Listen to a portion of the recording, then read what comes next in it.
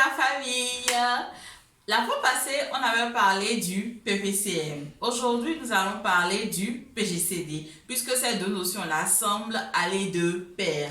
D'abord, je vais vous dire ce qu'est le PGCD. Ensuite, je vais vous montrer deux manières de le calculer. Et enfin, je vais vous dire à quoi est-ce qu'il peut bien servir. Bienvenue dans le cours de maths de El Professeur Karen.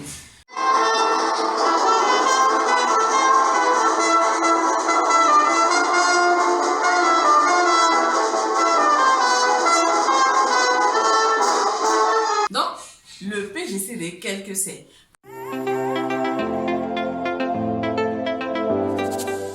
Comme vous pouvez vous en douter, le PGCD, c'est un sigle. P, G, C et D. Le P va pour plus, le G va pour grand, le D va pour commun, et le C va pour commun et le D va pour diviseur. Ainsi, le PGCD de deux entiers naturels est le plus grand nombre qui divise à la fois les deux entiers naturels. On le note comme ceci. P, G, C, D2. Deux entiers naturels A, B égale, on va supposer que c'est égal à un certain n. Donc, le PGCD est également un nombre entier naturel. C'est le plus grand nombre entier naturel qui divise deux entiers à la fois. Nous allons voir rapidement comment est-ce qu'on détermine le PGCD de deux nombres entiers naturels.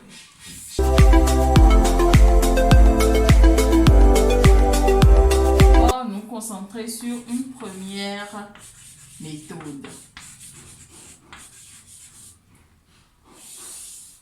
La première méthode s'inspire de la méthode de détermination du PPCM. Donc, cette méthode-là est basée sur la décomposition en produits de facteurs premiers de deux entiers. Je vais prendre un exemple pour vous montrer. Je prends par exemple 120 et 36.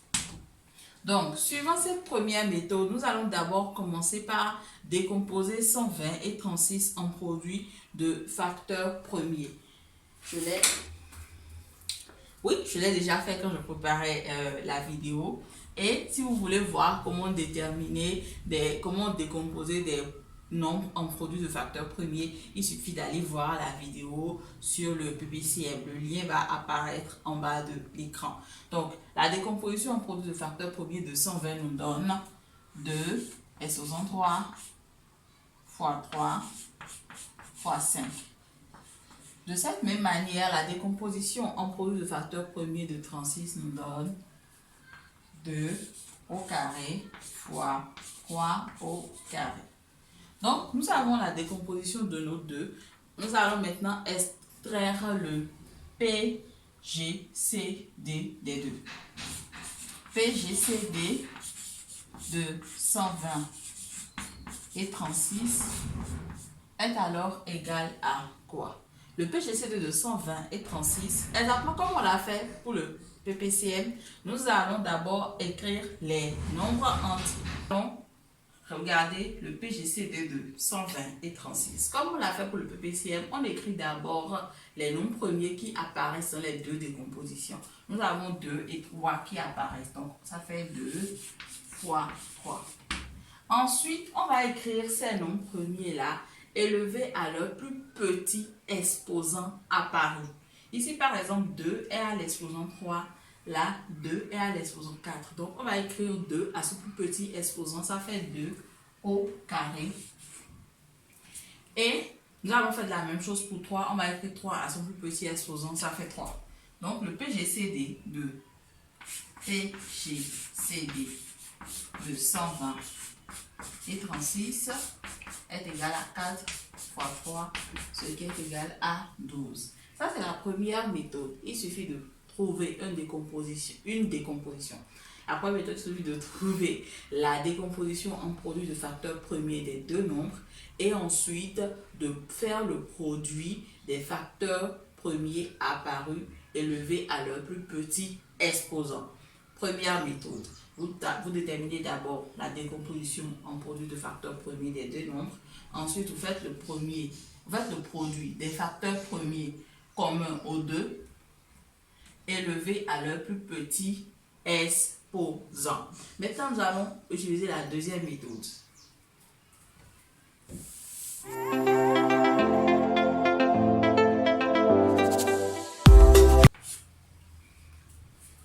La deuxième méthode est appelée algorithme d'Euclide. Algorithme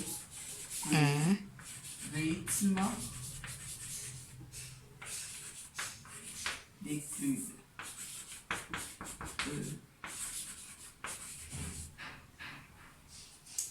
Donc, voici l'algorithme d'Euclide. Euclide dit quoi? Euclide dit que lorsque nous avons deux nombres premiers A, B, tels que A supérieur à B, le PGCD de AB est encore égal à...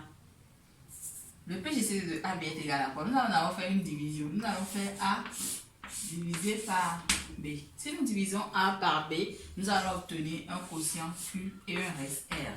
Donc, Euclide dit que le PGCD de AB est encore égal au PGCD de B, le diviseur, et du reste R. Vous voyez, c'est ça que Euclide dit. Donc, on va prendre un exemple pour pouvoir vous montrer comment cela se fait. Cet algorithme d'Euclide est encore appelé algorithme de division successive. Comme vous pouvez le constater, il s'agit de faire des divisions successives à chaque fois, chaque fois, chaque fois, chaque fois, chaque fois. Donc d'abord, je vais prendre 54 et 21. On va voir le PGCD de 54 et de 21. Nous allons utiliser la même loi. On fait 54 divisé par 21. En 54, on a 2 fois 22. Il va 2 fois 2, 4 et 1. Donc ici, nous avons 21 et 12. Ça veut dire que le PGCD de 54 et de 21 est encore égal au PGCD de 21 et de 12. Nous allons maintenant diviser 21 par 12.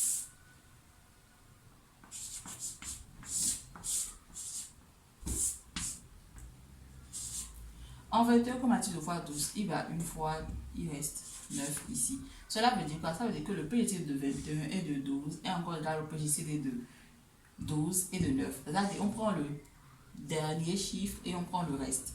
Le diviseur et le reste à chaque fois. Le diviseur, le reste. Donc ça fait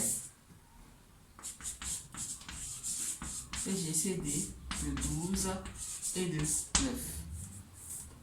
Enfin, nous allons faire 12 divisé par 9.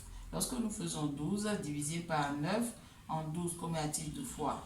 C'est de 9 et de 3. Donc, c'est égal au PGCD de 9 et de 3.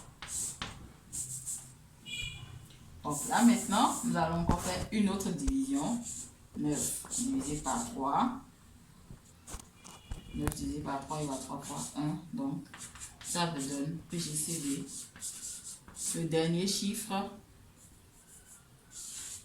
Là maintenant, quand on fait 9 divisé par 3, ça donne 3 et le reste c'est 0. Donc nous allons faire comme on a dit. On prend le dernier reste que nous avons obtenu. Le dernier reste ici, là, c'est 3. Donc le PGCD est égal à 3.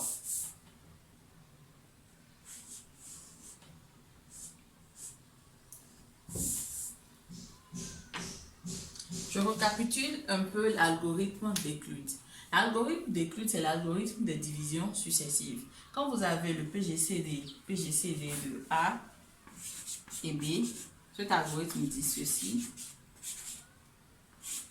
C'est encore égal, on fait la division de A par B. On a un quotient Q et un reste R. Ce PGCD de A est encore égal au PGCD de B et de R.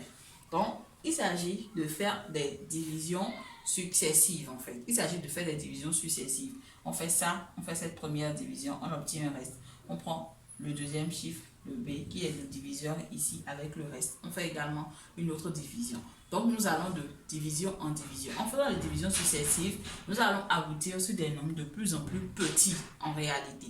Donc, en fin de division, la dernière division, c'est cette division-là dont le reste est nul. Lorsque nous avons un reste nul, le diviseur commun aux deux nombres en question, c'est le dernier reste. Voilà.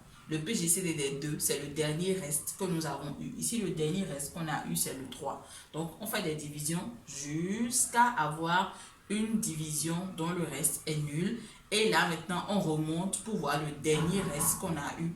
Et ce dernier reste-là correspond au PGCD des deux entiers naturels. Cet algorithme est très adapté pour déterminer le PGCD des très grands nombres. Quand vous avez de très grands nombres, au-delà de 1000, 2000, 10 000, il est difficile par exemple de trouver la décomposition en produit de facteurs premiers. Donc, il est adapté par exemple de faire ça, ces divisions successives-là. Ça nous permet de déterminer le PGCD de des très très grands nombres.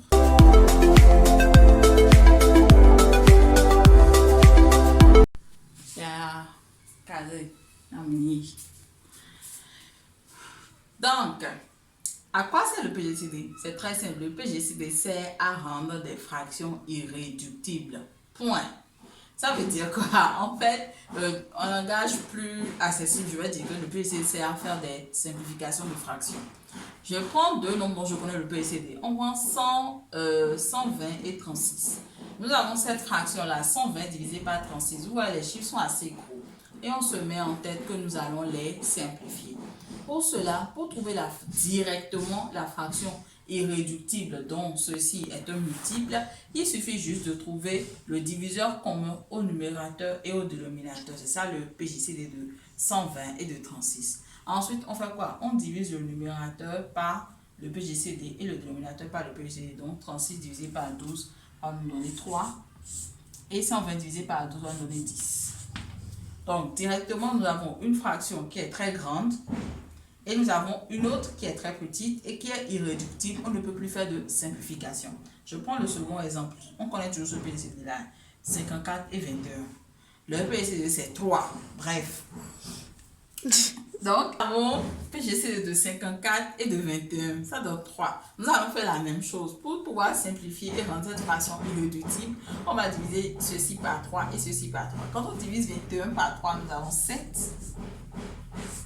Et quand on divise 54 par 3, nous avons 18.